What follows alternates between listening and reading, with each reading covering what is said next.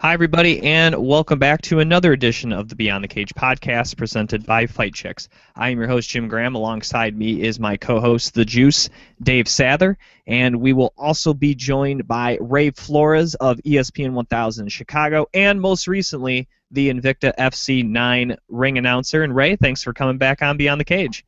Jim, Juice, it's always a pleasure, guys. It's great to be able to be on Beyond the Cage. Listen to you guys all the time, no matter where I'm going. And lo and behold, it's nice to be a guest on the program once again.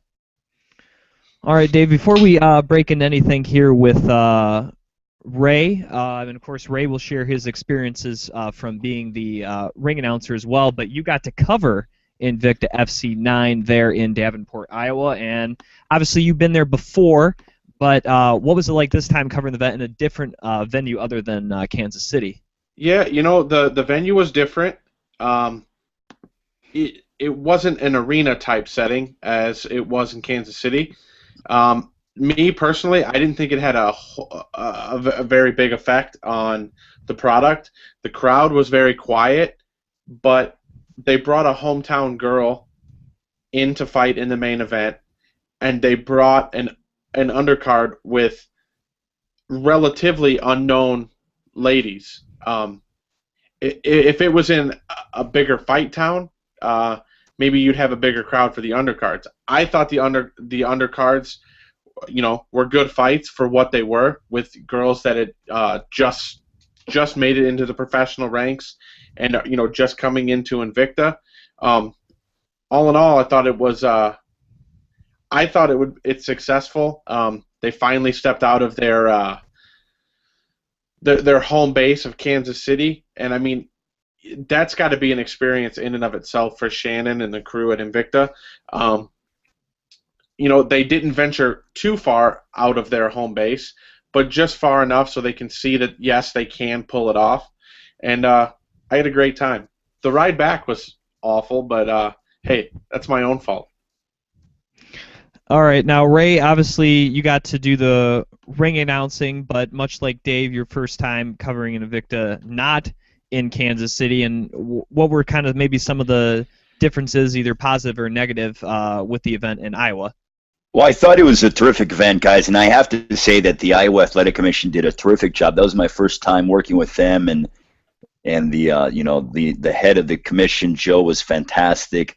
I think everybody's just, first-class athletic commission in Iowa. Shannon and Julie Kedzie, the entire staff really did a terrific job of, as Dave mentioned, pulling off the show somewhere that's not in their home base. They're going to Houston next month in December. So Invicta is growing and branching out and trying to really take their act to different parts of the country. I mean, yes, they were only 5.5 hours away in Davenport, Iowa, but still, with Barb Honchak making the title defense, I think it meant a lot to her.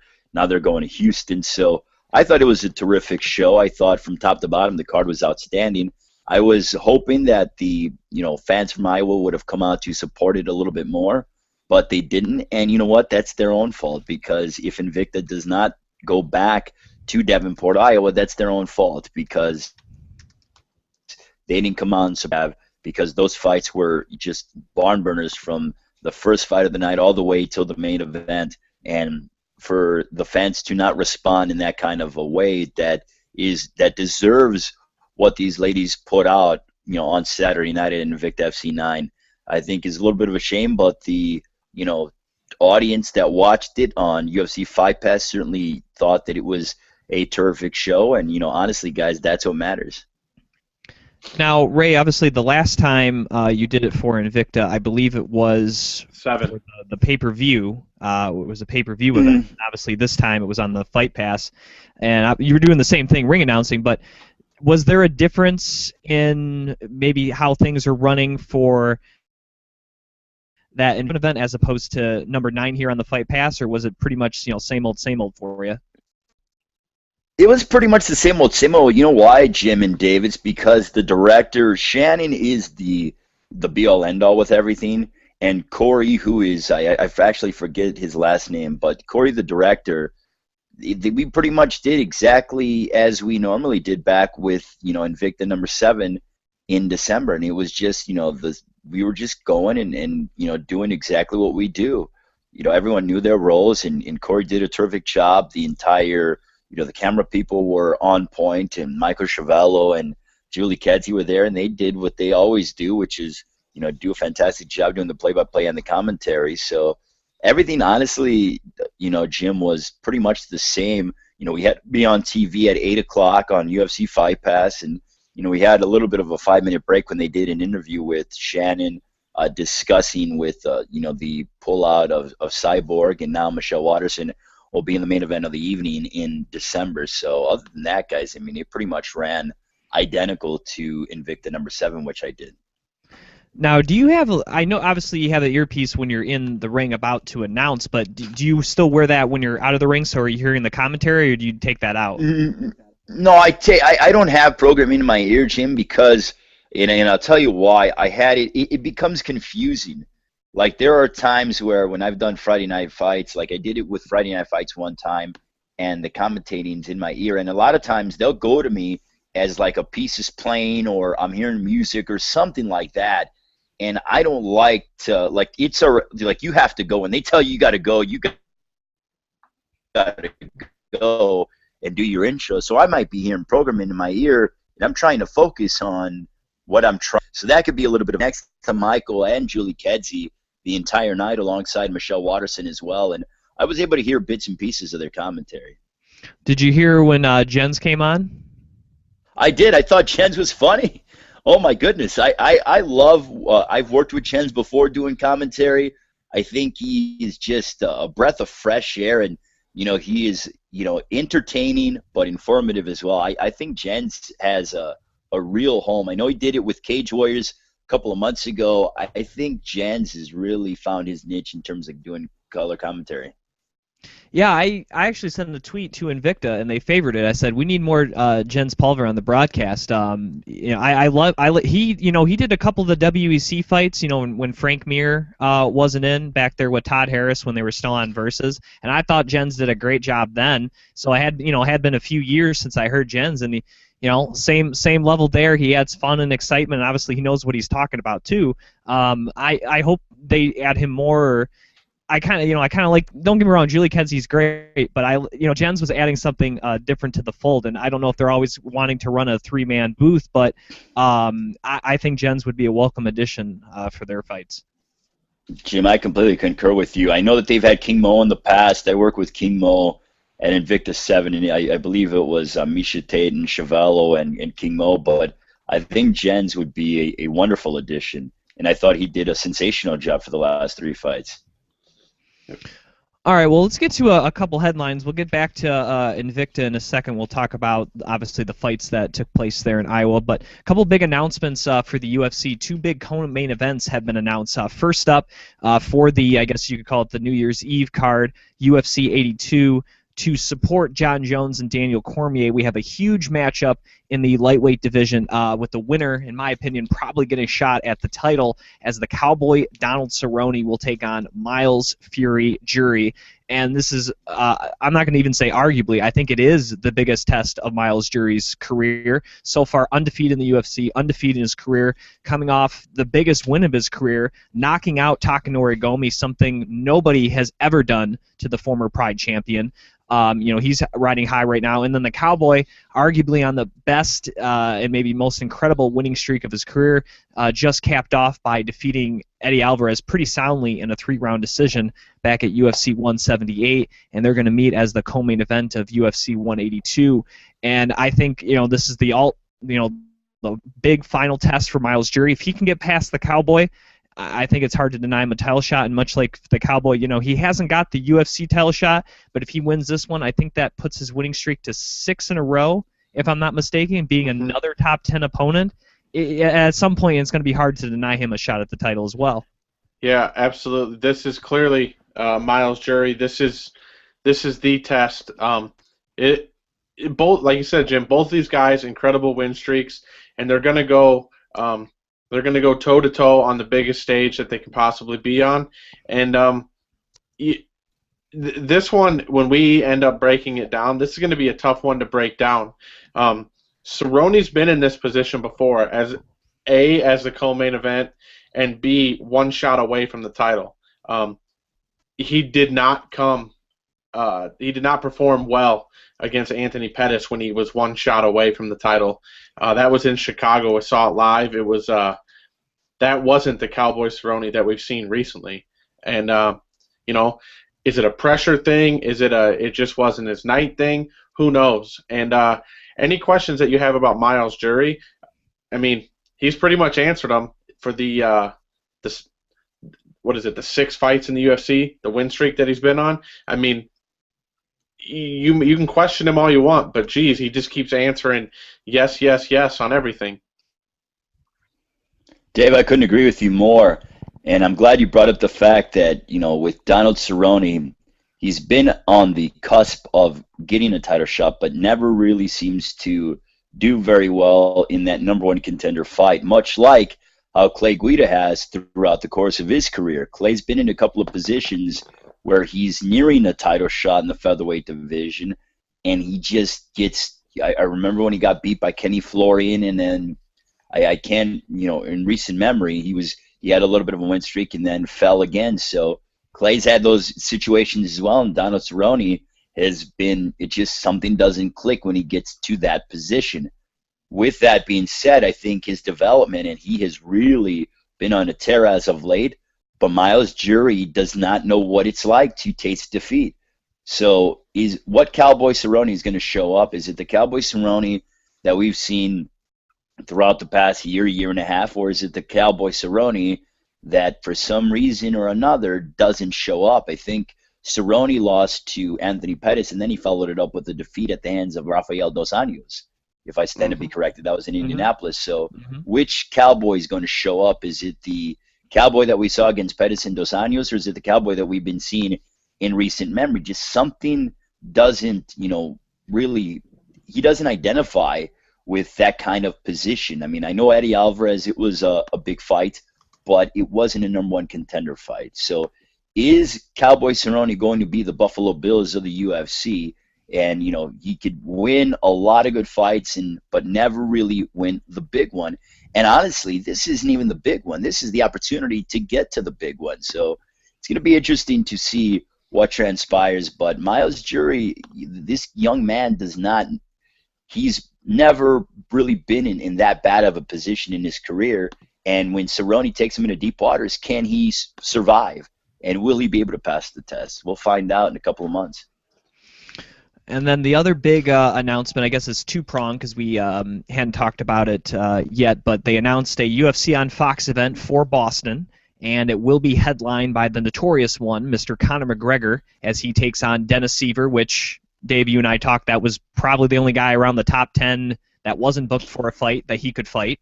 And that's the fight they went with. So that's going to be the main event for Boston. And then a very strong co-main event has just been added as a former UFC lightweight champion, Benson Smooth Henderson, will take on former Bellator lightweight champion Eddie Alvarez, and that will serve as the co-main event. We kind of already talked a little bit about the McGregor-Seaver possibility matchup, so I do like that matchup. Putting it as the main event, now knowing that they added the Benson Alvarez, I would have maybe liked to see that one been a 5-round, maybe reverse the roles, but that's 6 of one, half dozen the other there. But I am really excited for that lightweight bout between Benson and Alvarez, because if Alvarez loses, he now loses 2 in a row to 2 top guys in the UFC. It starts looking like maybe Bellator was like, well, all right, we let him go. Bellator don't look too bad in the deal, but now the UFC's like, man, we just overpaid for this guy to go 0-2. So I think it's a really big fight for Eddie Alvarez, and for Ben Henderson, when we were talking to Joe Riggs, was that 2 weeks ago? No, last week. Talked to Joe Riggs. Obviously he's very familiar with Benson, and he said, even if he beats Eddie, he still might go up to 170 for a couple fights to re-enter. So it depends. I think Benson may do that, win or lose, but I guess the only thing is, unless Benson finishes him in the first round, he might go, all right, I'll stick a 155. But I like the matchup. Two great fights, and I don't know when tickets go on sale. I don't think they've gone on sale yet, but I gotta believe I think that's going to sell out rather quickly. That's my thinking. Go ahead, Ray. I'll follow up. Well, I think, Jim, I think you're correct. And honestly, I think this is a bad fight for Eddie Alvarez. Ben Henderson is durable and just has been in big fight after big fight after big fight. And he's fought anybody and everybody. He's fought the big strikers. He's fought terrific grapplers. He's fought guys that are just very well-rounded. And with somebody like Eddie Alvarez, I see Ben going in there, taking him down and kind of striking with him a little bit, but then taking him down and keeping him on his back. And it is going to be a workman-like unanimous decision for Ben Smooth Henderson. So I just see that happening. I don't believe that Eddie's wrestling is anywhere near the caliber of Ben's wrestling. And I seen Ben get hit by the who's who in the sport and top level, knockout artist, and he takes the shot and he just ducks his head and pushes forward and brings you to the mat and then goes to work. And I see the same thing happening when it comes to this fight against Eddie Alvarez. Eddie's got to prove something to me. Because, not to me, but to himself. Because you could tell, at least in my opinion, and Dave, you were there, in terms of, I think he had octagon jitters leading up to the fight with Cerrone. You saw him during fight week. He was nervous. He wasn't having fun. I think there was a part where Cowboy went ahead and during the stare-downs kind of put his hand on his head and, gave him a pat on the head. And Eddie was real tense and stuff like that. And with this being another co-main event, it's a massive fight for him. Is he going to be equally as tense, even if he is relaxed? Ben Henderson is one of the most relaxed fighters in MMA today because he just adapts to any situation and just goes to work. And I see the same thing happening in Boston on the co-main event of McGregor and Seaver. And again, Jim, I'm glad you brought up the point. The UFC's got to be thinking, oh, man, I don't know why they gave Eddie this matchup because this is a bad fight for Eddie Alvarez. Yeah. Why don't you put him in there with someone who wants to stand and trade a little bit more and play to Eddie's strengths? Because now you're 0-2, and okay, you're probably going to give him another fight if he does lose this one. There's a possibility the man can go 0-3. And what, you're going to keep Eddie Alvarez around at 0-3? I don't know about that money? Yeah, especially with that money. Ray, when you talked about durability and being relaxed, there's not going to be a more relaxed guy.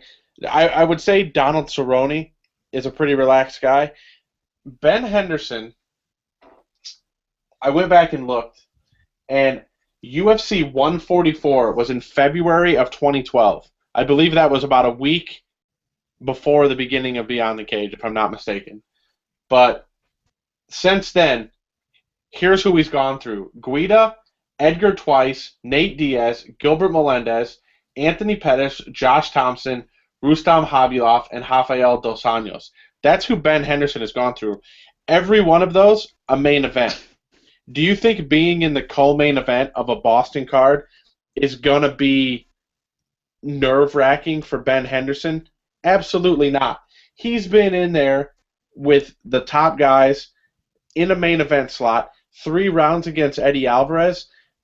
I'm not taking anything away from Eddie Alvarez, but basically that's like a sparring session. I mean, Bendo's been in that amount of time, he's been in something like 38 rounds.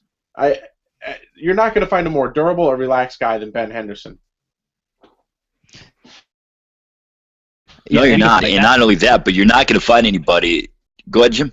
No, I was just going to say real quick, that fight against Guida, that was his last non-5-round scheduled fight, right? Yeah. And when was that?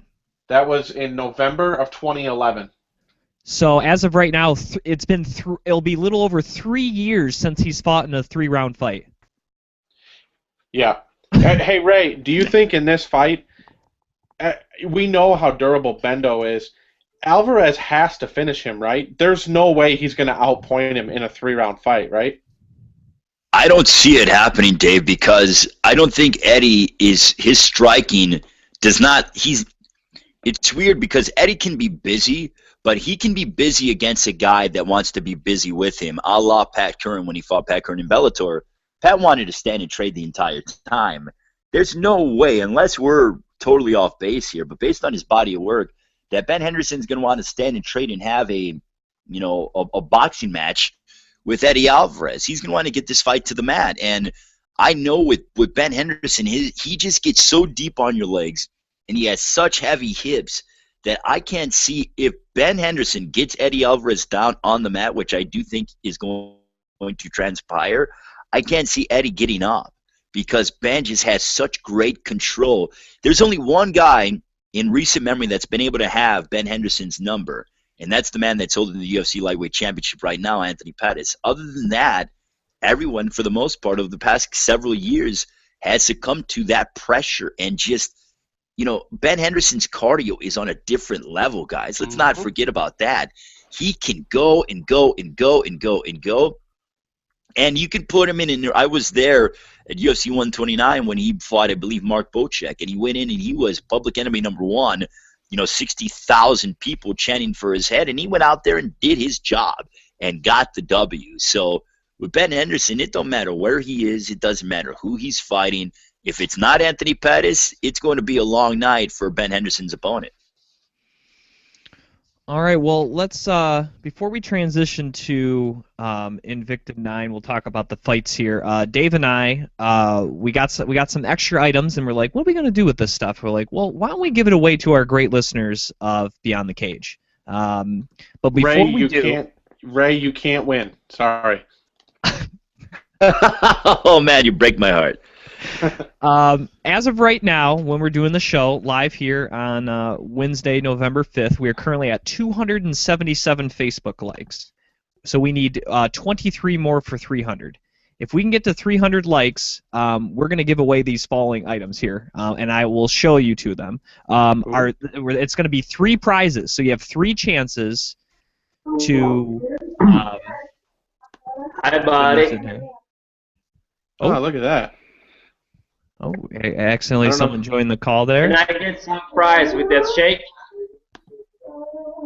And that person has been ignored. All right. Sorry about that. All right. That's the beauty of Google. Usually we don't have people trying to join the call there, unfortunately. I appreciate him listening, but all right. Anyways, the third place prize, I can't show too much away because it's going to be a mystery, but in this case right there, you saw it, it's real quick, there are 20 different UFC cards, including a autograph card and I think like 5 relic cards. Nice. A whole bunch of other cards. So you don't know, I'm not telling you which auto you're going to get, which relics you're going to get. It's a mystery. It's a mystery pack of cards there. That's third prize. All right, so you're thinking, all right, that's okay, Jim. That's not bad. All right, the second prize, this is an autograph picture from former WEC champion Jamie Varner. Boom. Nice. Second prize. All right, you're thinking, okay, that's not bad. Speaking of WEC champions, first prize, Eddie Wineland autograph photo. All right, you're thinking, well, that's not different than the second prize. Well, the difference is with the Eddie Wineland photo, boom, autographed UFC Eddie Wineland glove with the photo, first prize. Boom, right there. There's 3 prizes. We got to get the 300 likes. And we'll give away those 3 prizes to our lucky listeners there of Beyond the Cage. I want to win. You want to win? Yeah. I certainly do too. All right. Well, that's the prizes there. We're still working on what we want to do for the contest, but we got to get those likes first. So it's facebook.com/Beyond the Cage podcast. Tell all your friends. Tell them you can win autograph memorabilia, and if they think you're kidding, just refer them to this YouTube channel and like it and share it and favorite it, and show them that we are in fact giving these things away. We have them in the possession, so we're not promising you things we might get. No, we got them ready to go. Just need those likes. So, all right, Invicta FC 9, Davenport, Iowa. Let's move on there. UFC Fight Pass. Let's look at some of the fights here. I think, what was it? 10? Am I wrong on that? 10 fights? 9 fights. 9. 9? 9 fights. All right, so 9 fights on the main card. I want to start off, I think, it's not the first fight of the night. It went Kelly McGill defeated Megan Goodwin, unanimous decision. Then we had Jamie Moyle defeat Jenny Lou Shriver by unanimous decision. Next one was a unanimous decision, but I thought we saw, I think, of these first 3 fights, I think we saw a very truly dominant performance, very exciting performance, and I think the breakout star of this card for Invicta, and I think someone probably still has to win another 1 or 2 fights before she gets a shot at the title. But I was very impressed by Andrea KGB Lee, and she had a very dominant performance over Shannon Sin to get her second career victory. Just 25 years old, 5'7", I think is pretty big for the flyweight weight class, and showed off tremendous kickboxing skills. She used to fight professionally for kickboxing and boxing.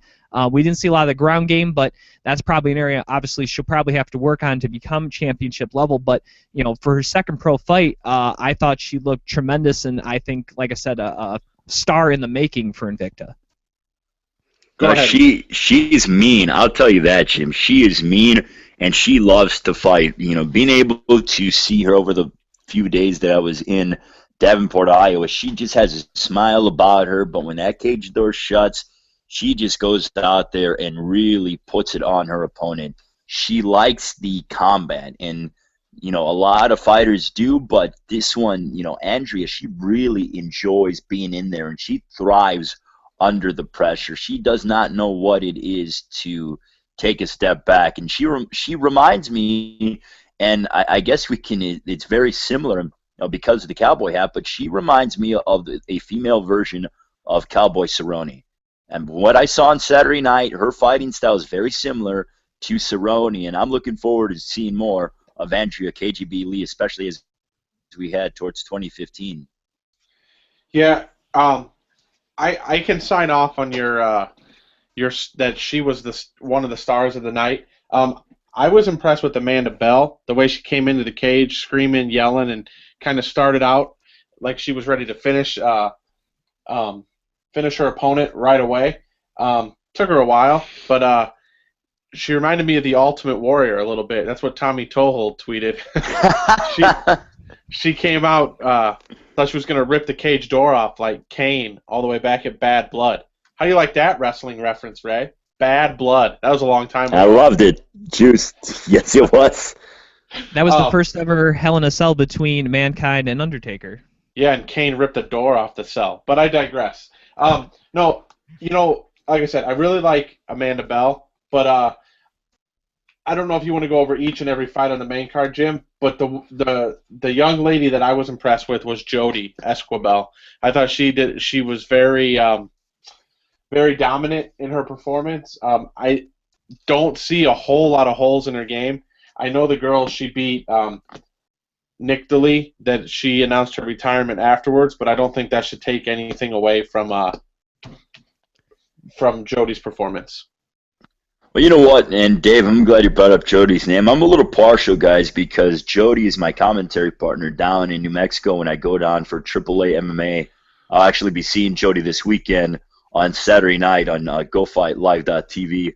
But Jody is she grows not by a little but by a lot. I mean, she's so active. Her cardio, as we were talking about with Ben Henderson's cardio, is on a different level. She never stays in the same position more than a few seconds. She's always moving. Her boxing is superb. She's a former pro boxer.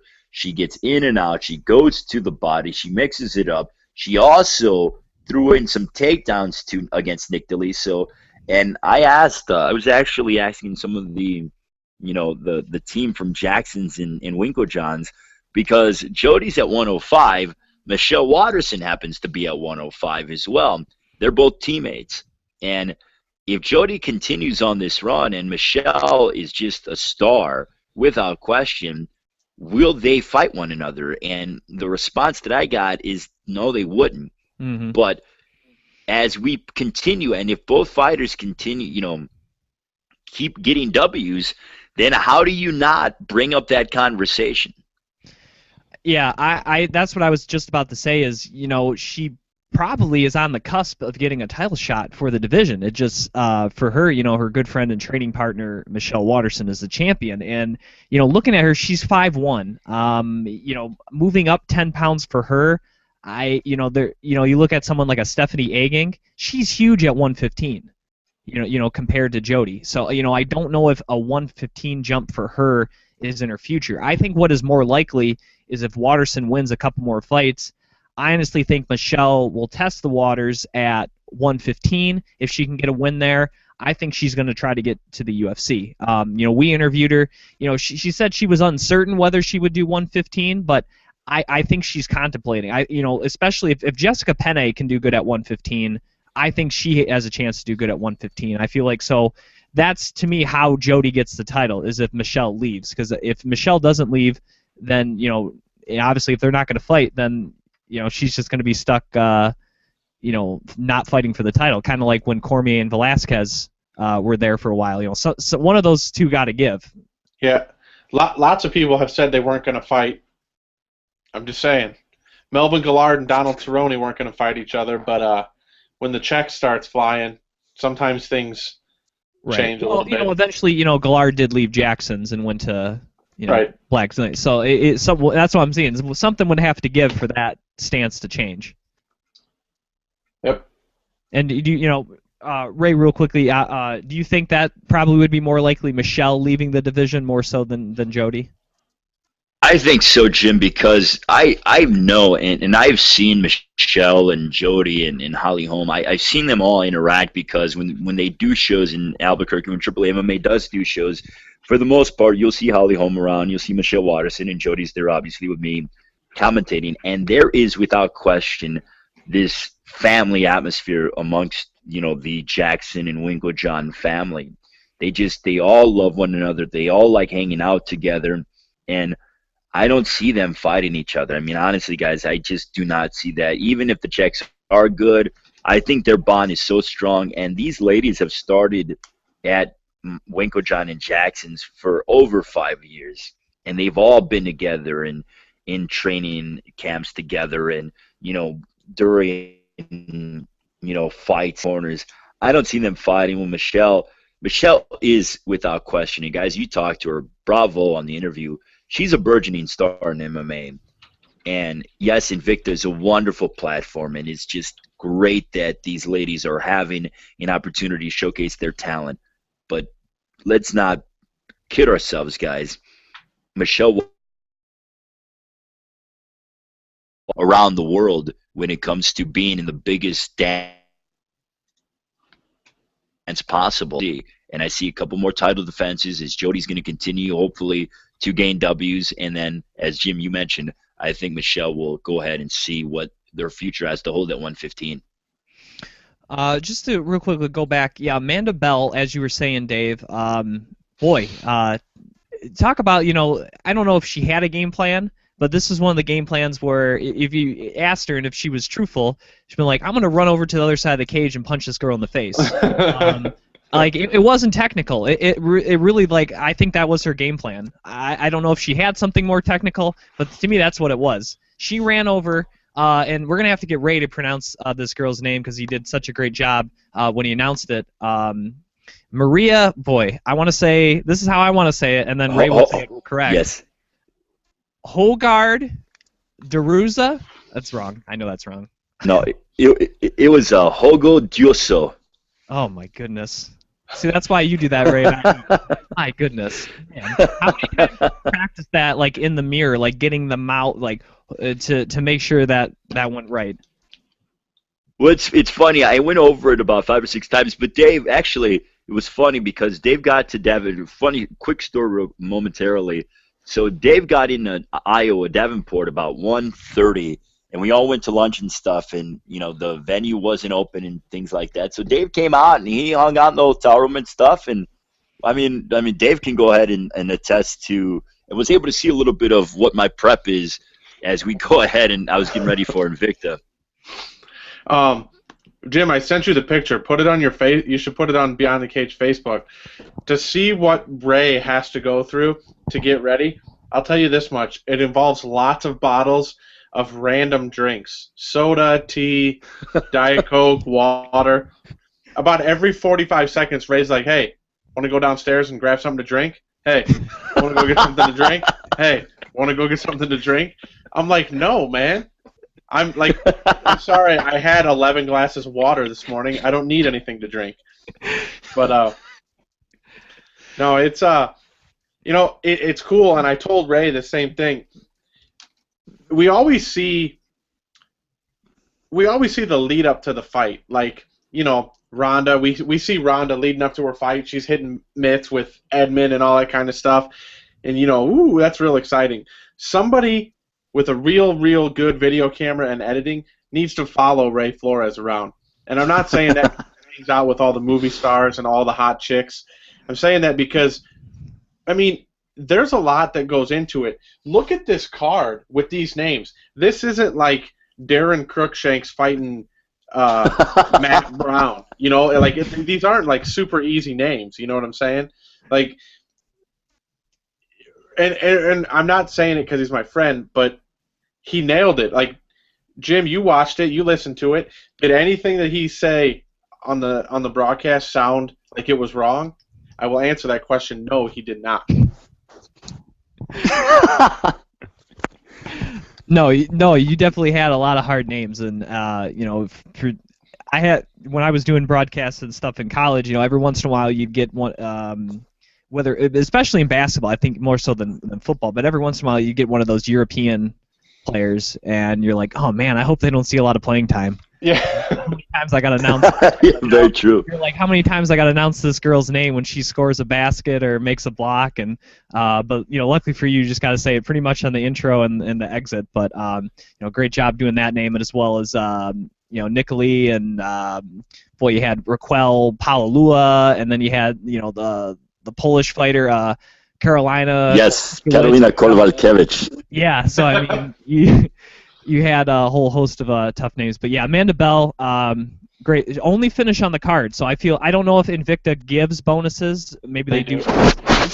Not officially, but I hope she got some type of bonus, especially with the one finish. She actually finished her fight and did not get a bonus. Well, again, they're a private organization, so they can do undisclosed bonuses, but I hope she did. She should get a bonus. Hey, Jim, I want to talk about the title fight, and I'll even do a Juice-like intro. How about that? You good? I wanted to go over a couple quick performances here, because I thought we had out of all these decisions, there were only 2 split decisions. One of them was the fight against Amber Brown and Liz McCarthy. I wanted to bring it up for 2 reasons. One, Liz McCarthy probably bled more than any woman I've seen in any fight. I want to throw that out there first. When she caught that knee early in the fight, Amber Brown, that was the first thing. And when people, as people know on our Facebook page, facebook.com/BeyondTheCagePodcast, get those likes to win those prizes. We interviewed Jessica I today, and one of the questions Dave asked was, we were asking in relation to Ronda versus Kat, if Ronda gets cut, do you think that will have some sort of effect? And you can hear Jessica's response in the interview coming up later today. But there was a noticeable drop in Liz McCarthy's performance when she got cut. There was a noticeable difference from her from that point on to the rest of the fight than there was in the first round not cut. And I think if you asked her, she wouldn't deny that. There was a considerable difference in her performance, and I think that allowed Amber Brown to kind of get in. And this fight was definitely, once again, one of those fights where it was control versus damage. McCarthy was definitely controlling the majority of this fight. Most people would agree to that. But Brown definitely did the more damage, and not just the cut. Overall, during the course of the fight, did more damage, even when she was on her back. And that's why I think I would have gave this fight to Amber Brown. She definitely won that second round. The third round was very close, but I think I still would have gave it to Amber. Did more damage. But I just wanted to get your guys' thoughts on that fight because I thought it was a very close fight.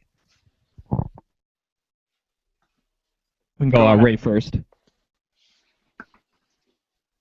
No, I thought it was Jim. I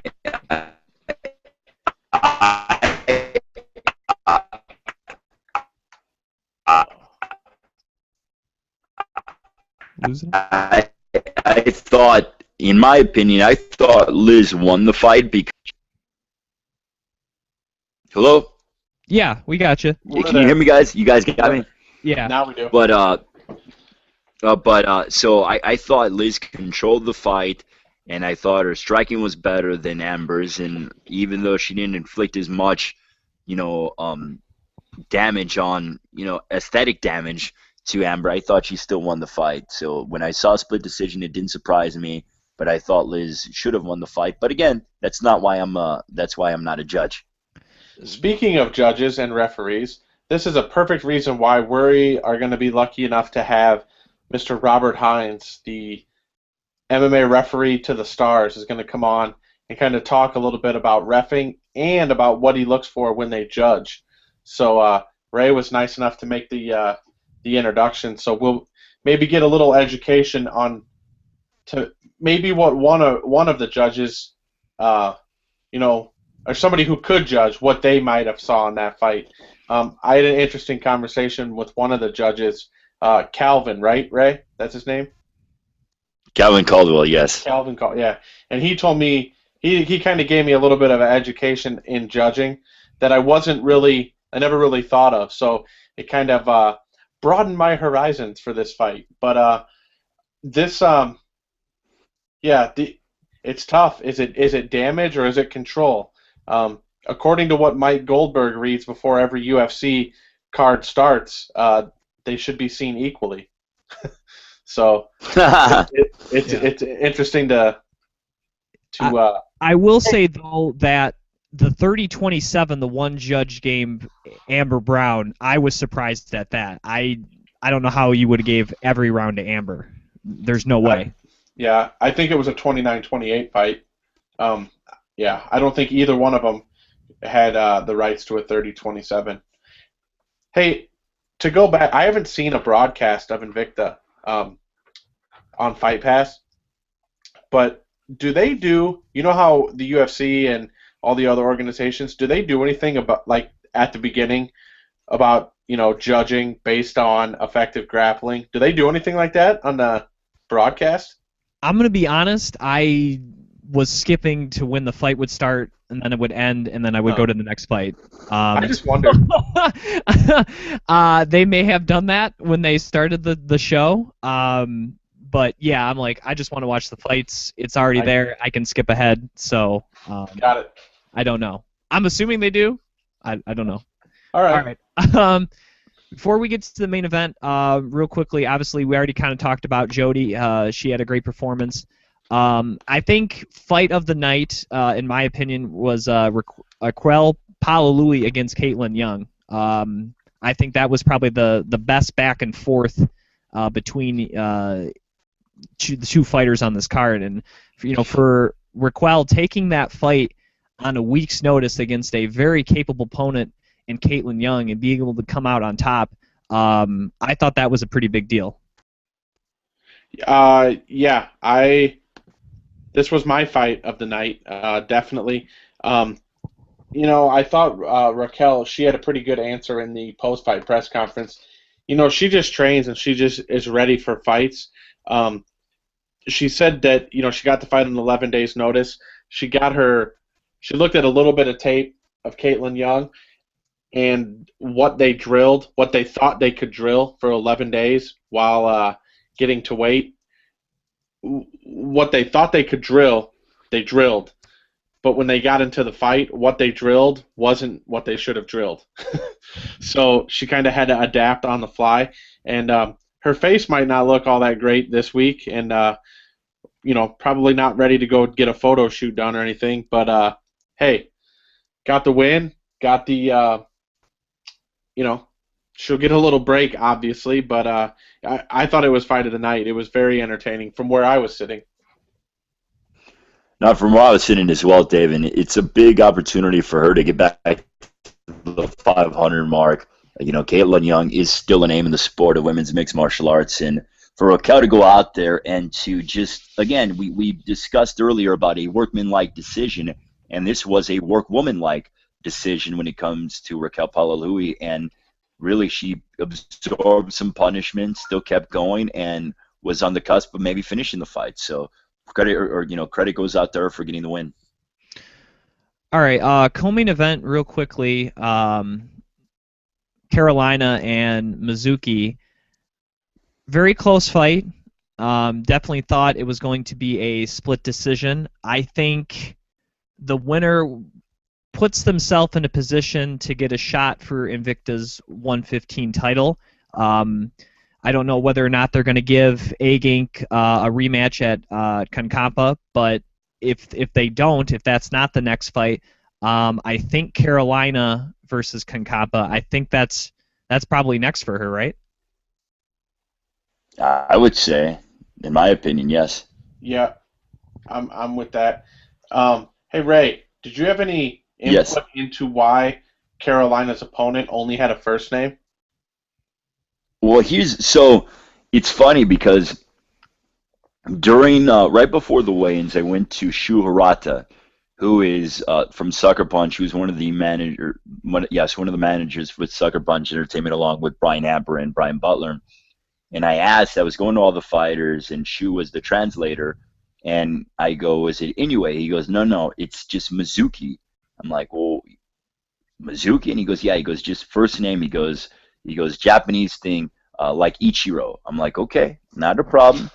And that's what I went with. And I actually touched base with Corey, our director, and I said, hey, Mizuki, wants to be known as just their first name. And he goes, not Inoue? He goes, no.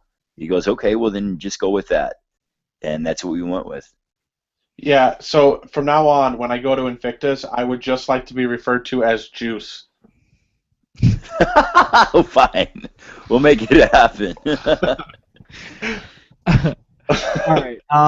Let's get to that main event. Of course, Barb Honchak, we had her on the show once again in preparation for this title defense against Takeo Hashi. And I thought, a lot of people were kind of down on this fight. When I was reading the reviews and stuff, and yeah, there was clinching. You can't deny that.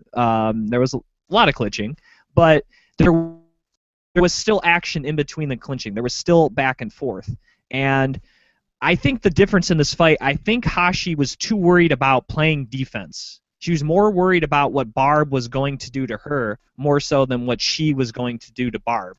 Whereas Barb already knew, like, all right, this is what I'm going to do. This is what I need to do to win. I think she had more of that mentality, and I think, Hashi, she did great. She lasted. She didn't get finished.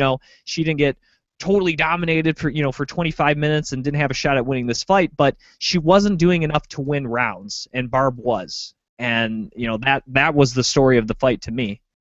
What did you think, Ray? Jim, I thought she absolutely did enough to win the fight. I would just say that it would have been nicer if, there was, I think in that fifth round, Barb picked up the pace a little bit more.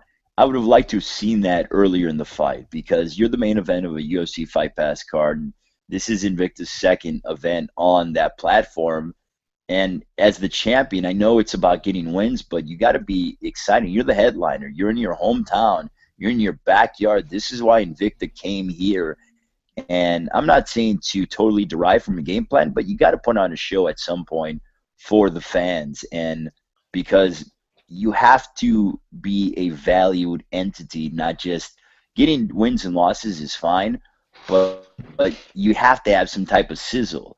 And with Barb, she got the win, and she still holds on to the gold, and she got her, win bonus. But you got to give me some sizzle. And there was not much sizzle Barb on Saturday. It did football game, and you win 6-3, and it wins a win, yes, but I mean, if you're winning 6-3, or even let's go to baseball. Would you want to see a boring pitchers duel that's 2-1, or do you want to see a 9-6 game? High scoring is the deal. That's why the NHL no longer has the two-line pass. They want more offense. And I think that's kind of what I wanted to see out of Barb Honchak. And credit for her to getting the win, but just a little bit more offense because she was in her backyard. Now, I wanted to bring this up real quick. When I interviewed her, I mentioned, was Hashi someone on your radar for your next fight? And she was like, honestly, no. And I think that could be a reason maybe, Ray, we saw maybe a safe performance. This wasn't someone that she was really like hype on fighting. She had been researching for years, like, oh, I wonder when I'm going to fight Hashi. You know what I mean? And I think you add in that, maybe there was some ring rust. She hadn't fought in almost a year up until this point. I think there was a couple factors that maybe played into it. And yeah, I know she was fighting in front of her hometown crowd, but when you're not as excited to be, fighting your opponent, maybe you don't. Maybe that's a reason we didn't see that extra sizzle you were talking about. Yeah, but That's true. that shouldn't matter though. The It Bears shouldn't.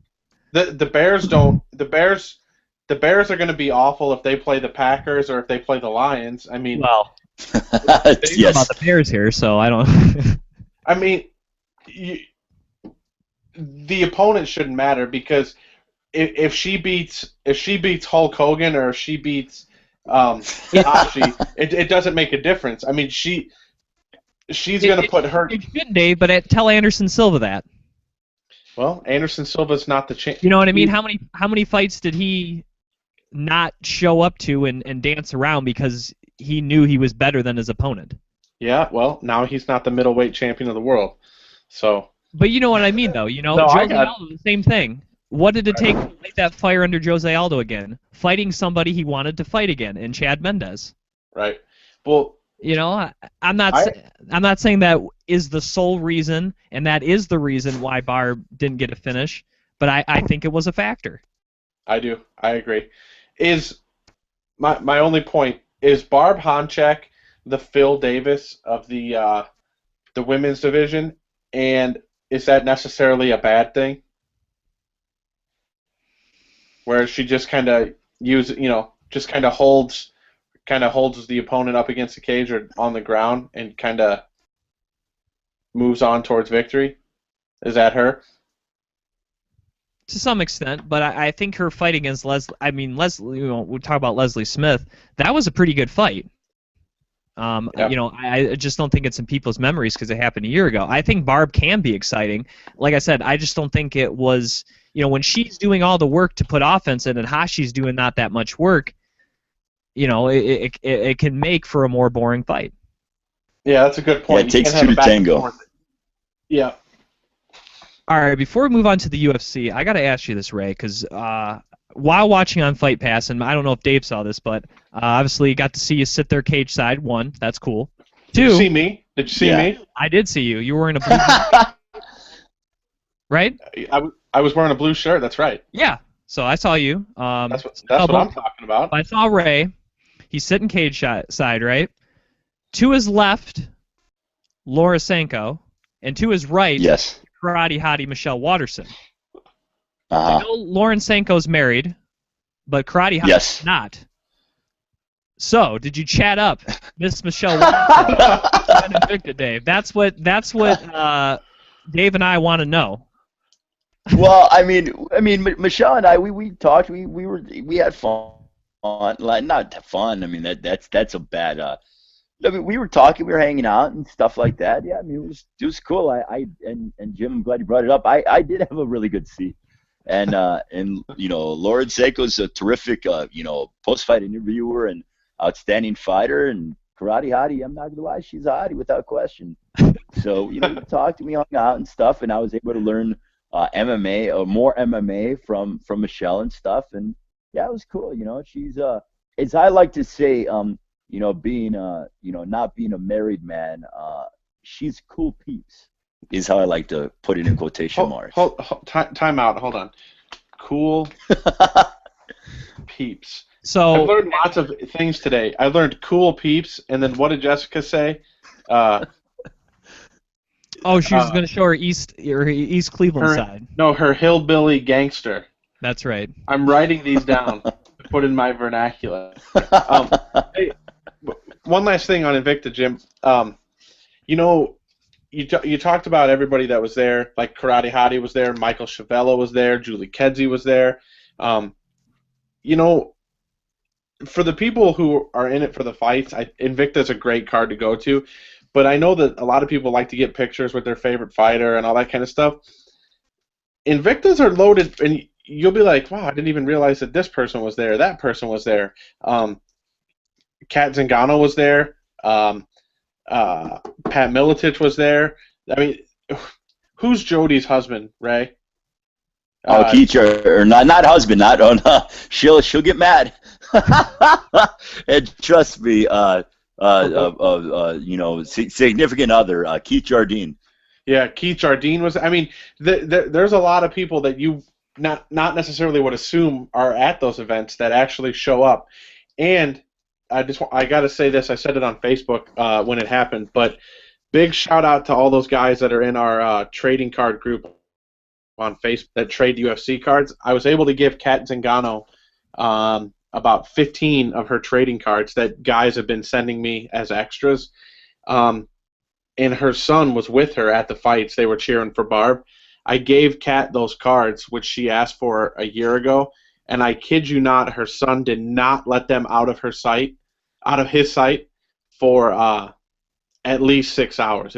He had them up on the cage, was playing with them, was showing Ed Soares and everybody the cards. So all those guys who kind of gave me those cards to give to her, big props. No problem, Dave. All right.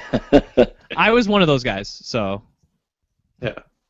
All right. Let's get to UFC first. UFC Fight Night Sydney.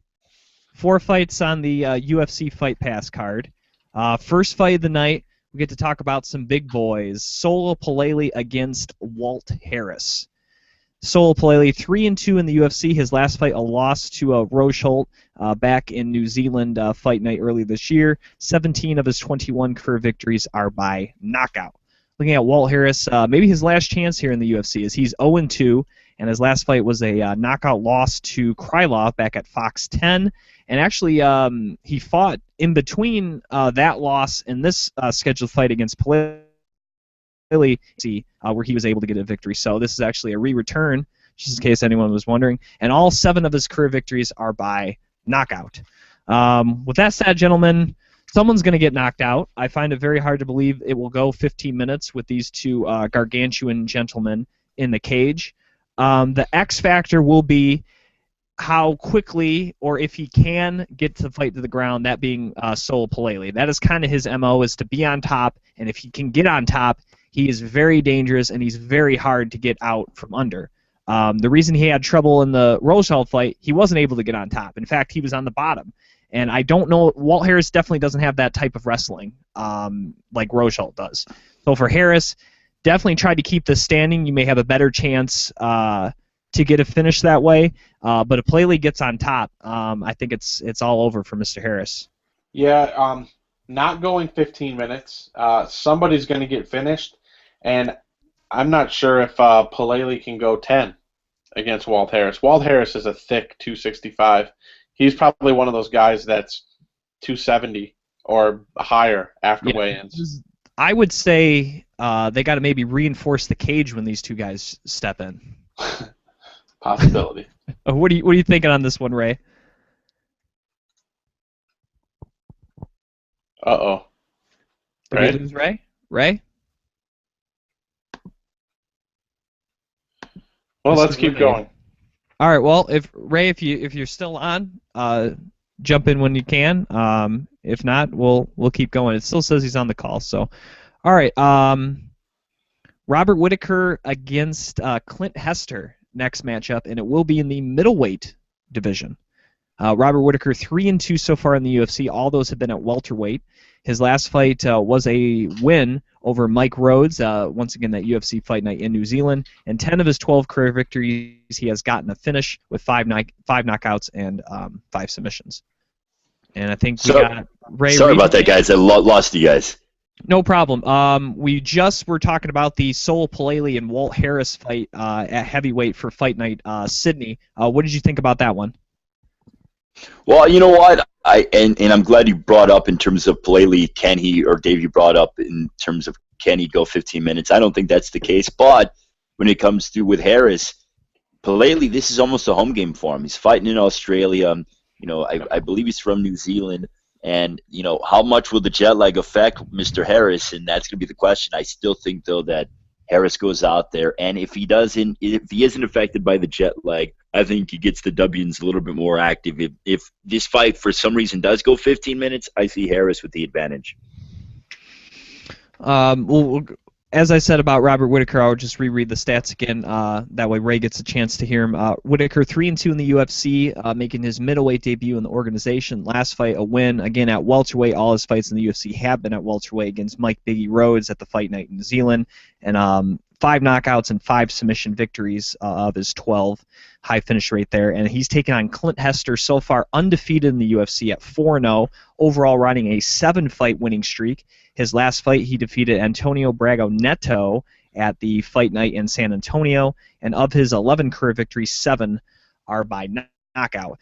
And before we even get to a stylistic breakdown, I'm a fan of Robert Whittaker, have been since watching him on the Tough Smashes, but I do not like this move up to middleweight. I thought he was a big welterweight at 5'11", but moving up to middleweight, I think now he becomes a small middleweight. Obviously, he won't have to cut as much weight. I get that, but I don't think he's going to last long. I mean, just looking at Clint Hester, he's just one man. Clint Hester's a pretty big middleweight. I mean, he's 6'2". Coming in that weight class, Clint Hester's a pretty good size middleweight. I think that size might be hard to deal with, and not only that, the power. Clint Hester is probably one of the heavier hitters in this division, and Robert Whittaker hits hard, but how is that? He hit hard for welterweight. How is that going to translate to 185? He's probably going to be a little faster, a little quicker than Hester. But I think that size and power, I think that's going to be a lot for Robert to deal with. And I think if he was going to try the waters at middleweight, maybe someone not as heavy-handed as Clint Hester, because Hester's on a roll right now. Yeah, Clint Hester is one of those guys. He was on The Ultimate Fighter. He didn't win his season of The Ultimate Fighter, but they kept him around anyway. And this is a fight that I think, because of the reasons that you laid out, this is a fight for Clint Hester to win. What I do want to see is if he's victorious, that'll move him to 8 wins in a row, and that would be 5 in a row in the UFC. What I want to see is him get away from the Ultimate Fighter cast.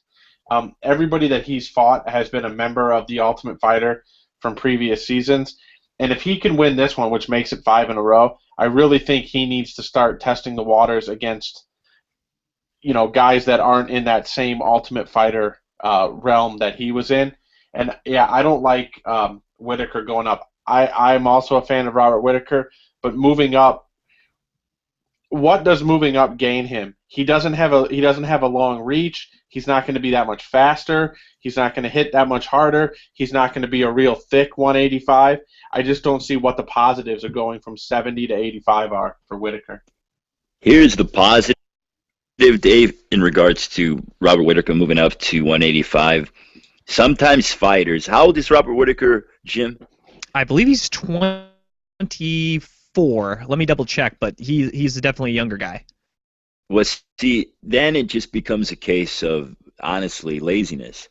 Because sometimes guys are just so tired of cutting weight and don't want to fight at the weight class. Now, I could see if Whittaker had a lot of issues on the scale, but to my knowledge, he has not had much trouble, he has missed weight. So it just becomes of, maybe he doesn't want to cut weight, or it's a dieting thing as well, guys. So if you're comfortable at 170 and you're a big 170er and you have a lot of pop at 170, unless you're totally losing everything the day before the fight, then I don't see the point of moving up in weight. He is 24, and also he won his last fight. And I thought he looked good against Mike Rose. So it's not like he's like, oh, I'm on a huge losing streak and I need things to change. Hey, it's the holiday season. Maybe he wants to pack on make sure he can. And he's fighting in his home country of Australia, so it's not like he's going anywhere for this. Weird. I don't know. We'll see. I wish the best for Robert Whittaker, but Clint Hester's a tough dude. We'll see if he can. If he wins, I think that's a pretty big upset. To be honest. All right, co-main events of the evening: Ross Pearson against Al Iaquinta, lightweight division. Ross Pearson 8-4 with a no contest in the UFC. His last fight, he knocked out Gray Maynard at Fight Night Bangor, Maine, and 6 of his 16 career victories are by knockout. Looking at Al Iaquinta, 4-2 in the UFC. His last fight was a win over Rodrigo Dam at the Fight Night in Connecticut, and 4 of his 9 career victories are by knockout. Speaking of a huge test here, this is a big test for Al Iaquinta. Ross Pearson is a very, very good 155-pound fighter. He's a hard guy to finish. You know, maybe not the best wrestler, but he has very good takedown defense. He has power in his hands. I think since moving to Alliance in San Diego, I think his footwork and head movement have gotten better. I think his combinations have gotten better. He is a very good fighter, and I don't think Al Iaquinta has fought someone at Pearson's level yet. Iaquinta was a guy in the Ultimate Fighter. You know, he lost in the final fight, but a guy that has talent. Don't get me wrong, but he was one of those guys. You know, when you kind of look at like NFL draft and you hear Mel Kiper, you know, do all that whole spiel when they're like, he's good, but he seems polished and he doesn't have a lot of room for improvement. And Al Iaquinta was one of those guys that when he came into the house, he already almost seemed like a finished product. It didn't seem like the potential for Iaquinta was higher like some other guys.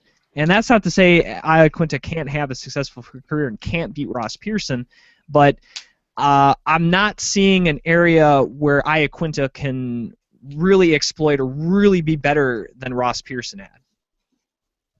Go ahead, Ray. That's my thinking.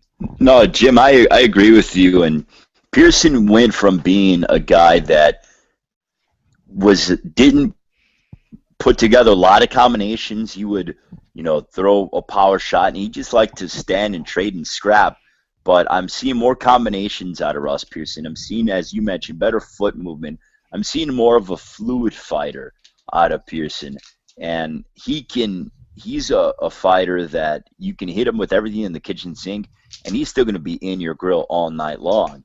So it's going to be a tough test for Iaquinta, but he has to keep the biggest advantage for Al Iaquinta that he needs to really rely on is he's got to utilize that jab. He's got to put that jab out there. He's got to flush to Ross Pearson, because Pearson, sometimes when you have that jab in front of his face, he gets a little like frazzled. I mean, he's just a tough SOB. And, you know, he gets upset when someone's just picking him, you know, and prying him a little bit. And he gets all frazzled and tries to get inside. And he just, instead of using movement, he just comes flat-footed at you to try to throw power shots. So Iaquinta is going to have to utilize that jab and be on his bicycle throughout the majority of the fight. So it's going to be an interesting cat and mouse fight between the two on Saturday. Jim, I'll just leave you with a fun fact. Al Iaquinta, last guy to beat Miles Jury. That's true. He's actually the only guy to beat Miles Jury. That's also true. Oh, unofficially. Unofficially. Officially. All right. Main event, middleweight division. Luke Rockhold against Michael Bisping. Rockhold is 2-1 in the UFC. His last fight was a victory over Tim Boesch at 172, and 7 of his 12 career victories are by submission. Looking at Bisping, 15-6 in the UFC. His last fight, he defeated Kung Lee at the Fight Night over in Macau, and 15 of his 25 career victories are by knockout.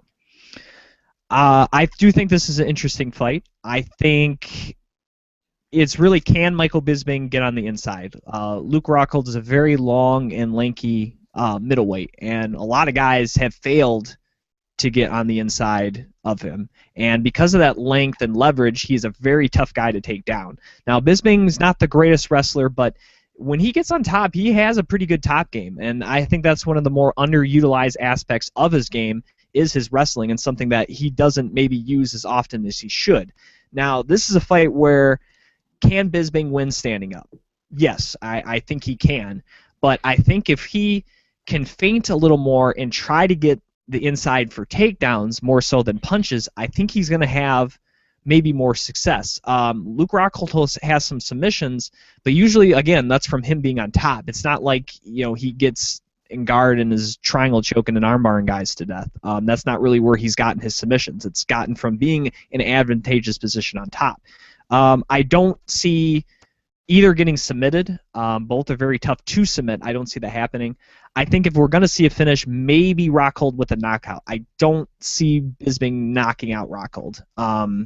You know, he's never been he has a lot of knockouts, but it's not a one punch. It's a lot of accumulative, and Rockhold is a pretty tough guy. I believe the only time he's gotten finished was when he got knocked out by Vitor, and Bisping does not have that type of ability to do something like that. But I think probably we're going to see a 25-round, very technical kickboxing match. That's my expectations. It's all you, Mr. Flores. Jim, what I like is as we've seen Michael Bisping, for a long time, one of the items about Bisping that people don't discuss as much, and I wish they did, is his athleticism. He is a terrific athlete. And this is going to be an athletic chess match between him and Rockhold. I don't think Rockhold is as explosive. I don't think Rockhold has the speed nor the technical striking ability to keep up with Michael Bisping. I think Bisping, and the reason why I brought up Michael the Count's athleticism is because if Rockhold gets him down, Michael is slick enough and has has that explosion to get up and then do a standing switch and get Rockhold off of him, and then just continue to strike and pick and pry Luke Rockhold. I mean, look what Bisping was able to do to Kung Lee. I mean, he just destroyed him and mashed him. And Kung Lee is probably older than my father, but still, doesn't matter. Kung Lee is still Kung Lee at the end of the day. But, so you look at, I really do think it's going to be Michael Bisping's athleticism that is going to get him out of danger when Rockhold takes him down. I think Rockhold will get him on the mat, but I think Michael will be able to get back up off the mat and then go ahead and utilize his striking ability and be busy, because Bisping's, his cardio, I don't think ever has been an issue. He's always had that edge in the back of his pocket to where he can go, just tough and rugged, and makes it, a difficult fight for whoever you are. I mean, ask Chael Sonnen how difficult Michael Bisping was. So I think that Michael's athleticism, along with just his cardio and the fact that he just loves to get in there and stand and trade and fight, will be the difference on Saturday. I'd love that. No, absolutely. If he can get on the inside, he can be very successful. But if he can't, he's going to get those leg kicks of Rockhold, or body kicks if he has Costa Falopu, can be pretty nasty. So, like I said, it's definitely going to be a very technical fight, and I expect it to go the distance. And let's get into UFC Fight Night Uberlandia. I'm sure that probably said where? Yeah, exactly. It's in Brazil, but that's what they're calling this event. I probably said it more like a German pronunciation. I'm sure if you say it in Portuguese, it probably sounds nothing like that. But anyways, that's how it looks like to me, so I'm going with that. First fight. How do you like this, guys? First strawweight fight on a main card for the women's division here, as we have, I believe it's Juliana Lima, and she will be taking on Nina Ansaroff. Lima actually fought her last fight in the UFC, obviously not at 115. She lost to Joanna Jezekaric. Probably said that wrong. All right, UFC on Fox 12. 4 of her 6 career victories are by decision. Ansaroff will be making her UFC debut, currently riding a 5-fight winning streak. Her last fight, it was a win, and it was in Invicta. So she has fought some top competition, and 4 of her 6 career victories are by knockout. Yeah, I don't know a lot about these two ladies. I would say Lima, having fought in the UFC, has a little bit kind of as an edge there. And like I said, I believe she fought her last fight at 135 pounds, so I don't know, she probably didn't cut a lot of weight to get to 135. I imagine she's cutting some weight to get to 115. And obviously Ansaroff, I don't think has fought since that win at Invicta 7, which was over a year ago. So just looking at favorites, I would say Lima, I think, would be the favorite, and maybe with that size, I think may help her in this matchup. Yeah, Jim, I got to say that for the first time in a long time, I'm going to tune into the Fight Pass card with way more expectations than this card. This is going to be on a cable network, and the first 3 fights, I've heard of one person that I know, like, just name recognition. I might know him when I see him, but this is not their strongest effort, I don't think, to put on a Fox Sports 1 card. And I see you shaking It's your head. Uberlandia, bro. They're in Uberlandia. Yeah, that's going to be my response. Yeah, I mean, like, I understand, and Ray, we've had this discussion a million times. Like, you have to build people up. Like, you have to build the brand. The WWE doesn't just launch John Cena into the main event at WrestleMania. They have to give him shitty gimmick after shitty gimmick until he, you know what I mean? Until he gets to the level. But on the undercard of this, you have the following people on the undercard: Tim Gorman, who we've interviewed, Charlie Brenneman. He headlined a show on the Versus Network. Diego Lima was just on the Ultimate Fighter. You got Magalesh is on the undercard, and yeah, I mean, definitely better fights to kick off this card. I'm not gonna disagree with that. But I mean, hey, I'm gonna tune in. I'll probably DVR it. I think I'm going to some other fights, but Juliana Lima, anybody in the strawweight, I just want to see how. Maybe not a lot of people are watching the Ultimate Fighter, guys, but let's see the reaction of the general public to the strawweight fight live on cable TV. We'll see what people say. I think it's a good platform. I really do. I did in Zarov's last fight at Invicta in December, and I'm looking forward to seeing what the future has to hold for 115, and hopefully the fans in Uberlandia, respond to it. And I think the television audience is going to get a real treat, because I think 115, the strawweight division, is a lot of fun to watch, both women and men. As now, we're starting to see a little bit more of 115 male fighters, on the local scene, test their skills as well. Yeah, and I gotta admit, when I hear Uberlandia, I kind of mentioned Germany. Like if someone just told you this is UFC Fight Night Uberlandia, you think, oh, they're in Germany? Yeah, right, exactly. I mean, I didn't know there was a place in Brazil. I don't know. All right, well, let's move on off of that. Next fight of the evening in the welterweight division, as Claudio Silva will take on Leon Edwards. Silva is actually 1-0 in the UFC. His last fight was a victory over Brad Scott at the Fight Night in London, overall riding a 10-fight winning streak, and 6 of his 10 career victories are by submission. Looking at Edwards, he's making his UFC debut. He's on a 6-fight winning streak. Speaking of London, he's fought the majority of his career in the BAMA organization out there in London, and 4 of his 8 career victories are by knockout.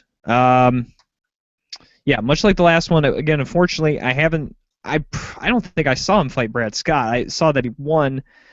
Looking at just kind of what I'm seeing on paper and what I've looked up online, Edwards is obviously more of the striking type fighter, Silva more of the grappling based fighter. I would say if Silva can get this fight to the ground, he has a very good chance to rack up another submission victory. But if it stays standing, I would say that's probably Edwards' best chance to get a victory. That's what I'm thinking on this one. What were you guys thinking? That's a great breakdown, Jim. I love. What did Lesnar? I loved it. What did Lesnar say in that episode of Tough? You make good chicken salad out of chicken soup or whatever he said. Oh my goodness. well, Jim, you mentioned Edwards fought Brad Scott. Isn't Brad Scott the second line centerman for the Blackhawks? he might be. Yeah, I think so. I think. I'm just saying. A hockey reference right here on Beyond the Cage, presented by Fight Chicks. Yes. He might as well have fought him, because no one knows who Brad Scott is. Yeah, that's what I was gonna say. I thought Joe Quinn was not gonna be too happy knowing that one of his second line centermen took a fight in London. So. All right. Well, I think we know some of these guys in this next fight, and I think has a chance to be fight of the night, to be quite honest, as Warley Alves is take on Alan Joboy. Alves 1-0 in the UFC. His last fight in his debut, he won the Ultimate Fighter Brazil as he defeated Alexandre Jr. at that fight night back in Sao Paulo. Undefeated in his career at 7-0, and of his 7 career victories, 4 are by knockout. Looking at Joboy, 1-0 in the UFC. His first fight and win was against Seth Baczynski back at the fight night in Bangor, Maine. Overall, riding a 3-fight winning streak, and 7 of his 10 career victories are by knockout. From what I remember of Alves, has some ground and pound, some okay stand-up, kind of a short and stocky 170 guy, not the tallest guy. And then we got Joboy, who's definitely a taller and lankier 170, very good kickboxer, sometimes leaves some openings, but can be very devastating. And he did get a knockout finish there against Seth Baczynski. So I think if Joe Boy can keep this thing standing, I think he has a chance to get another highlight reel knockout. But if Alves gets on top of him, he's a pretty, like I said, a stocky guy, low center of gravity, does have somewhat of a jiu-jitsu background as well, but obviously that's going to play more into his hands. But I think Alves is a guy that can be drawn into a kickboxing matchup. And I think if it can turn into that, I think we have a chance to see a very exciting fight. And maybe one of these guys can kind of break out here. Both 1-0 in the UFC, kind of can break out and maybe then be one of the next big rising stars in this stacked welterweight division. Jim, I agree with you. I mean, honestly, I know these guys a little bit. I think we're going to see somewhat of an exciting fight. But man, oh man, we're talking about name recognition. I'd like to see even a more recognizable co-main event. I mean, this is Fox Sports 1 we're talking about. This is the Sports Network. No offense to them, but Fox Sports 1, they've been pushing that network, and I mean, I'd rather see a more name-friendly co-main event somehow. Right. And I was going to say real quick, this could also be a problem of having two fights on basically the same day. I mean, that's true. Hey, correct me if I'm wrong, but this one's not the co-main. Isn't there one more? Yeah, there's a co-main, but he's getting them all together. There's got to be some more names. All these guys, the ones that have fought in the UFC, all were on the undercard, which people probably didn't even see, or they're making their debuts and they're debuting on the main card. Yeah. Well, I know. This is one of those where us three, we're going to say, I don't even want to tune in to watch it. But then, of course, this is going to be the greatest card of the year. That's how it always works. Probably. So. What were your thoughts on that? Any thoughts on the Alves Joe Boy, Dave? Yeah. I went back and looked at the knockout from Joe Boy. Yeah, if he can continue to do that, people will recognize him for a long period of time. But this is a striker versus a striker. Wow. A striker versus grappler. There you go. Said that. Matchup. And I think, this could be an entertaining fight, but who knows about the 30 minutes it's going to take for us to get to this card. Is it going to be worth it or is it not going to be worth it? But I'll be tuned in and I will watch. The co-main events of the evening in the flyweight division as Uncle Creepy Ian McCall will take on John Lineker. McCall 2-2-1 in the UFC. His last fight was a victory over Iskillik at the Fight Night in Atlantic City, and 12 of his 24 career victories are by knockout. Looking at, his last fight was that was in Dublin, UFN Dublin. Got that confused. Lineker's last win was at the Fight Night in Atlantic City over Iskillik. McCall's last fight was a victory over Brad Pickett at UFN Dublin. I got that confused in my notes. Lineker overall in the UFC 5-2, and 12 of his 24 career victories are by knockout. This is interesting. What Ian McCall are we going to see? I think for McCall, he can stand. I think he can trade with Lineker, but I don't think that's what you want to do. Lineker, I think probably has the best knockout power in this weight class. I don't think that's going out on a stretch there. And McCall definitely can get in and out, probably a little quicker than Lineker. But I think for McCall, he's got to use that wrestling background. I think he's got to get in Lineker's face with the wrestling, push him up against the cage, throw elbows, knees, take him down, and use a fast pace that way. I think just being quick on the feet, moving in and out, I don't think that's enough to beat John Lineker. You kind of look at when Bogatinov beat Lineker, that's kind of the strategy he used. He got in close with the clinch and beat him up that way. It wasn't standing and trading at range. And I think McCall will get hit with something eventually if he does that. He's kind of tempting fate, but I think McCall has to imply a little different strategy than maybe he normally does to get the win here in Brazil. Yeah, as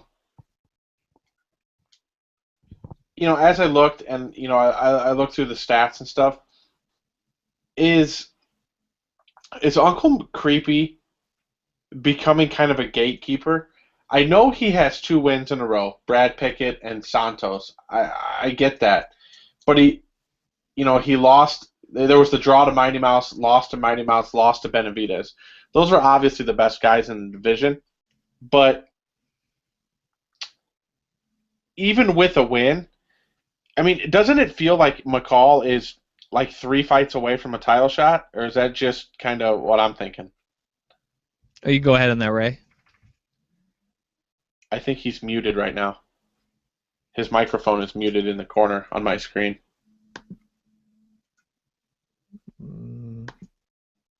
Why is that muted? I have no idea. Trying to unmute it, won't let me. All right. I think he may have muted it. All right.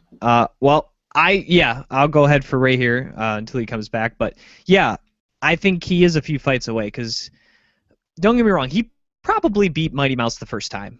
I don't think that's a stretch, but he definitely lost the second time, and I don't think the UFC, because of that, is that quickly still going to put on a third fight between the two. But yeah, he's definitely a few fights away. And as Ray rejoins us here, what were your kind of thinkings on the McCall and Lineker fight? Well, you know what? Dave mentioned that McCall might be a gatekeeper. I think that's a fair assessment because he loses to the top guys and then he fights the young guys that are kind of coming up, and he's the barometer. Is he going to? Or he shows whether or not a younger fighter or a guy that's coming up is going to be a pretender or a legitimate contender. And with this fight with McCall, this is almost a crossroads fight for McCall because Lineker's got some steam, and can he find a way to beat the buzzsaw that is John Lineker? And yes, Bagotinov did defeat Lineker, but still I think Lineker has a huge upside. Whereas McCall, you look at him, and he's kind of on the second half and winding down on his career because he's been around for so long. So with McCall, did he plateau too quickly before the boom of 125 in the UFC, or has he been able to adjust enough, and getting older, is he able to adapt to sort of still have a championship run left in him? That's why I think it's so ridiculous as when we saw Randy Couture in his 40s do what he did in the heavyweight division, and even a Chuck Liddell was in his 30s, like middle to late 30s, run roughshod over the light heavyweight division. And in boxing, Bernard Hopkins, because once you get into your 30s, guys, and just physically you're not able to, you can't recover as fast as when you were 20. Plus, these guys have been around for a long, long time. The athletes are getting better, and Lineker is certainly a terrific athlete. And will McCall be able to find the way to solve the puzzle that is John Lineker? Main event of the evening, Ovince St. Preux will take on former UFC champion Shogun Rua. And even though OSP is technically a late replacement, he was scheduled to have a fight on this card, so it's not like he's just coming out of nowhere for this fight. But looking at OSP, 4-1 in the UFC. His last fight was his first loss in the organization back in Bangor, Maine, to Ryan Bader, and 7 of his 6 career victories are by knockout. Looking at Shogun Rua, the former champ, last fight was a loss to Dan Henderson in their rematch at a UFC Fight Night earlier this year, and 19 of his 22 career victories are by knockout. Now, OSP showed that he's still very raw and obviously not up to the level of wrestling Ryan Bader is. Few are, and Ryan Bader has done that to many a foe in the light heavyweight division. But Shogun Rua, he is not Ryan Bader. In fact, he's the complete opposite. Shogun is a very aggressive and very explosive striker that likes to start off quickly, and that maybe fits more into what OSP likes to do, stand up and bang. And I think this is an intriguing matchup because obviously Shogun, as I read off, 6-7 in the UFC. It's always a case of what Shogun are we going to get? Are we going to get the Shogun that knocked out like James T. Hunter in a minute, or are we going to get a very disappointing looking Shogun that like fought Mark Coleman and fought Forrest Griffin? What are we going to get? It's always interesting to see what we're going to get out of Shogun Rua. And against OSP, he's a guy that I think is maybe a little bit of a heavier hitter than Shogun in terms of pure power, but obviously the speed and intensity Shogun can do, and a little more technique than OSP. But I think we're going to see a great main event. I don't know if it's a better main event than him against Manoa. That's kind of a toss-up, but I still think it's a very exciting main event. I'm glad they were able to salvage this fight because, win or lose, something usually happens exciting in a Shogun fight. So I was happy they were able to keep the main event, and another big test for the young man OSP. Yeah, can you imagine if this would have fell out? Jeez. Talk about not having much. Good Lord. They might have had to cancel the card. Yeah. No, I mean, this is a good fight. The UFC's terrible rankings have these guys as 9 and 10. I think OSP's going forward, or moving up the list, and Shogun's coming down the list. But like you said, win or lose, 9 times out of 10, something exciting normally happens in a Shogun fight, and I think if we look for much more than that in this fight, I think that might be the wrong thing to do, especially on short notice for both of these guys, not really having proper game plans for the type of fighter that they're fighting. What were you thinking on this main event, Ray? I agree. Guys, you have OSP against the OG. Jim, you have OSP against the OG in regards to Mauricio Shogun Rua. Mauricio Shogun Rua has been around since pretty much the beginning of MMA, a long, long time. An original gangster is what I would like to say. I'm borrowing the term from Chael Sonnen. Mauricio or Shogun Rua is a Brazilian gangster when it comes to MMA, guys. I'm not saying he actually is, but he's been around for a long, long time and has fought the who's who. Yes, OSP's coming up and making waves in the light heavyweight division, but gentlemen, anytime Shogun fights, whether it be a Dan Henderson, whether it be an OSP, whether it be a GSP, whether it be a DSW, WWE, FBI, don't matter. Sign me up. And I love watching that man fight. And I hope he's not I hope he's not thinking retirement because, dude, he can come here to the Hammond Civic Center and fight whoever he wants out of any organization here in Chicago. And I would love to watch Shogun fight. He provides fireworks no matter what. Win, lose, draw, no contest, doesn't matter. Anytime Shogun is fighting, I will definitely be watching and tuning in. All right, well, let's get to picks. We got 9 fights to pick between the 2 UFC cards here. We'll run down them quickly. Palele and Harris at heavyweight, starting first with Fight Night Sydney. I'm looking forward to this fight. Should be fun. I'm going to go with the Hulk in his home country there of Australia. I'm going to go with the Hulk. No, I'm not the Hulk. Jeez, you tried to screw me up, Jim. I'm going to go with Walt Harris. I'm going to go with Walt Harris as well. I think Dave was going for the Hulk because he's a big Hulk Hogan fan, but I think Walt Harris has it. That's right, brother. At middleweight, Robert Whittaker against Clint Hester. Unfortunately for Whittaker, Hester's just, I think, going to be too big for him. Give me Clint Hester in this one. Yep. I'm on the Hester bandwagon. Yeah, I'm on the Hester bandwagon, and thankfully his first name isn't Devin, so give me Hester for sure. All right, that's a disgruntled Bears fan right there. Ross Pearson against Al Iaquinta, lightweight. I think it should be a close fight. It should be fun, but I think Pearson a little better right now. I'm going to go with the real deal. Yep, I'm going to go with Ross Pearson, the Ultimate Fighter 9 winner. I think the jab Iaquinta is going to be a huge difference in the fight, and I think Pearson gets a little bit flustered. Give me Iaquinta. All right. Ooh. Main event, Rockhold and Bisping. I think this is actually a close fight. I'm not sure who is favored. If whoever is, I don't think it's by much. But I don't know. Bisping seems to beat like non-number 1 contender guys. So I think with that, I'm gonna go with the another Brit on this card and go with the Count.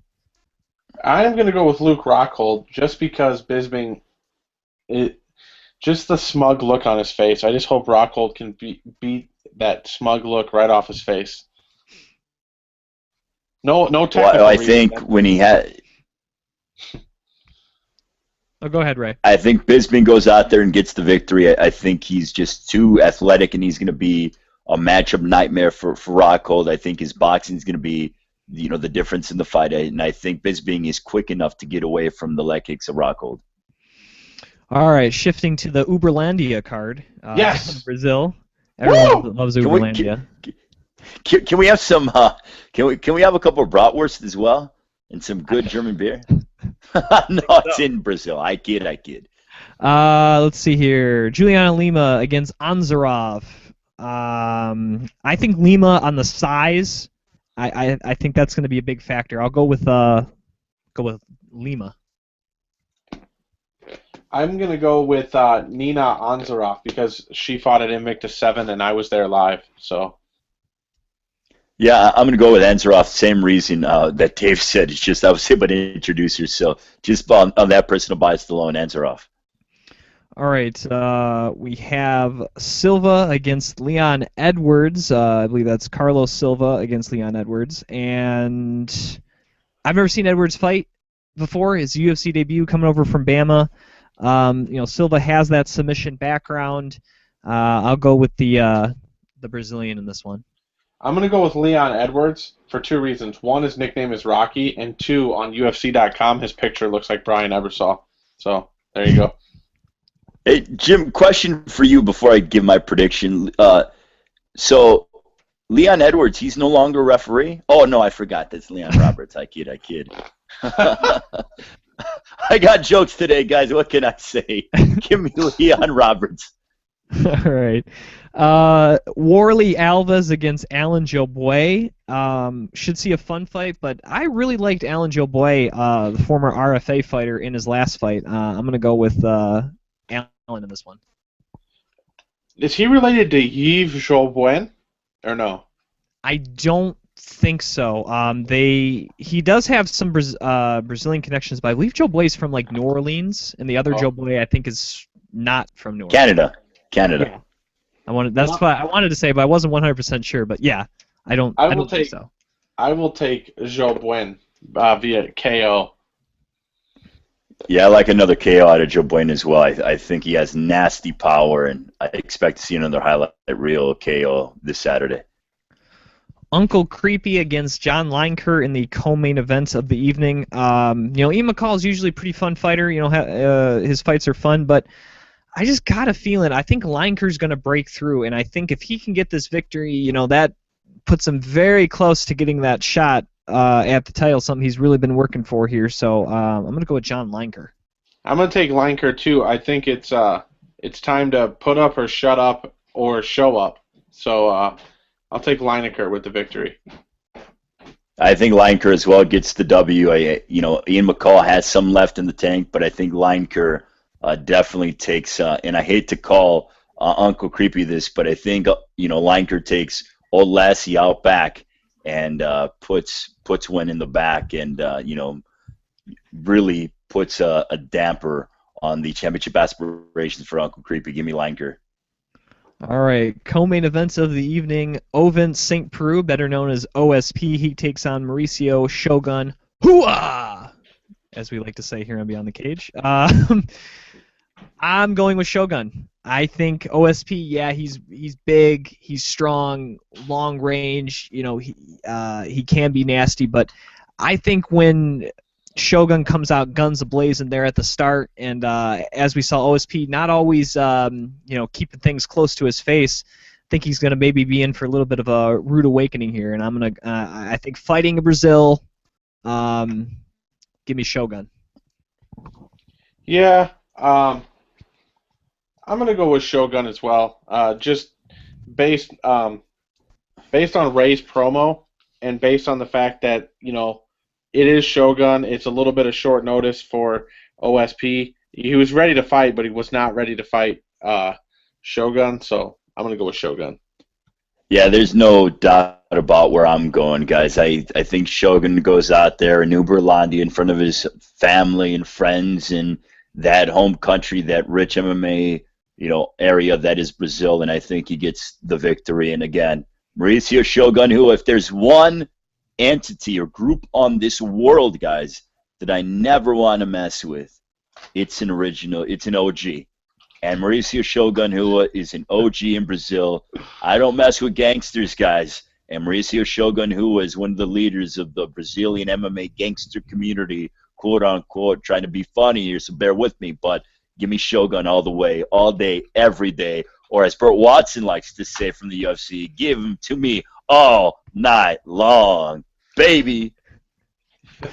All right, before we end the show, of course, we got a couple of thank yous to pass along. Our friends at Vigilante MMA, MMAinsider.net, MMAforlife.ca, Bluegrass MMA covering the local scene here in the Midwest. Of course, AJ Hiller and all the signatures and memorabilia you could want at MMASignaturesUSA.com. And, of course, the fine folks at TopRatedMMA.com. The percentage of their proceeds going to the Hire Heroes Foundations to help U.S. Armed Force veterans find jobs here in the United States. And, of course, our great sponsors at Fight Chicks. Ray, Mr. Ray Flores, you can follow him on Twitter at RayFlores86. Thanks for coming on the show, joining us for the program, talking Invicta, talking with the UFC, and it's always a pleasure to have you on joining the Juice and myself. Jim, the Juice, I can't wait to listen to an interview, my man, with Jessica I believe, came out. I'm really excited about listening to that. I'm actually going down, as I mentioned earlier, to Albuquerque, New Mexico. So as you guys are, watching fights and stuff like that, whether it be, UFC Fight Night, if you have your laptop, check out GFL.TV, big night of action down in Albuquerque. Myself, Jody Esquivel, and Invicta FC winner. We'll be doing commentary down there and stuff. And I will certainly be listening to Beyond the Cage as I'm making my way through some airport this Saturday and also coming home on Sunday. All right. Any final thoughts there, Juice? No. Can you see me on the video twirling scissors? That's not safe. Oh, man. So, anyway, sorry. Anyway, let's go. I got to go to work. Can you believe this? We've had such a great day. Jessica I, Ray Flores, all in one day. Now I have to go to work. Can you believe that?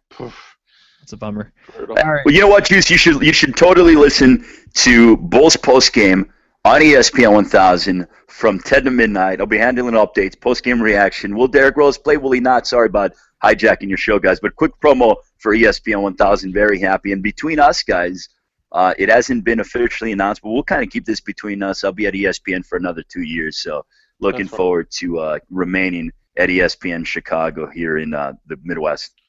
Well, congratulations on that. Hey, since you hijacked the show about ESPN 1000, can people listen to the postgame show on ESPN1000.com? Or does I believe so. Yes, they can. Yeah, they can. Listen to ESPN1000.com, click the Listen Live button, check it out. But before you do that, see, that's at 10 o'clock. That's during the Bulls game. Before you do that, Beyond the Cage, make it a part of your podcast listening habits. Not going to lie, I like listening to other podcasts, but guess what, guys? Beyond the Cage right there. Can't wait. Beautiful. Like Christmas time, holiday season.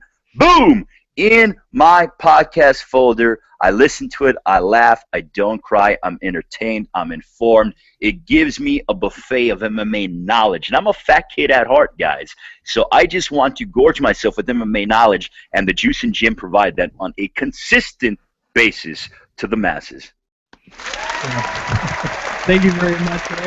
And yeah, as Ray said, we are Beyond the Cage, presented by Fight Chicks. For Ray Flores, he's the Juice Dave Sadler. I am your host, Jim Gramm. Thanks again for listening to the show, and we'll be back next week right here on YouTube for Beyond the Cage, presented by Fight Chicks.